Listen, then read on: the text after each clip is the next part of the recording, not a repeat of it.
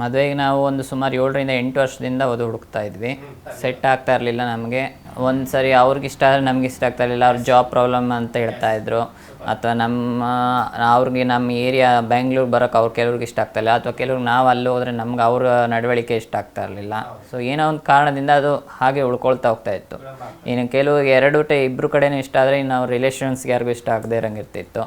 ಈ ಥರ ಯಾವುದೋ ಒಂದು ರೀಸನ್ಸ್ಗಳಿಂದ ವಿಳಂಬ ಆಗ್ತಾ ಹೋಗ್ತಾ ಇತ್ತು. ನಮ್ಗೆ ಒಂಥರ ಎಲ್ಲ ಬೇಜಾರು, ಎಲ್ಲರಿಗೂ ಆನ್ಸರ್ ಕೊಟ್ಟು ಸಾಕಾಗಿತ್ತು. ಮನೇಲೂ ಒಂಥರ ಏನೋ ಎಲ್ಲರಿಗೂ ಹಿರುಮುರಿ ಅಂದರೆ ಒಂಥರ ಏನೋ ಅವ್ರ ಕೋಪ ಒಬ್ಬರ ಮೇಲೆ ಒಬ್ಬರು ಇದು ಆ ಥರ ಯಾವುದು ಸಮಾಧಾನವಾಗಿ ಯಾವುದು ನಡೀತಾ ಇರಲಿಲ್ಲ. ಸರಳವಾಸ್ತು ಮಾಡಿಸಿದ್ಮೇಲೆ ವಧು ನೋಡೋಕೆ ಹೋದಾಗ ಅವ್ರು ನಮಗೆ ಪರ್ಟಿಕ್ಯುಲರ್ ಪೂರ್ವದ ಕಡೆ ಕೂತ್ಕೊಳ್ಳಿ ಅಂತ ಹೇಳಿದರು.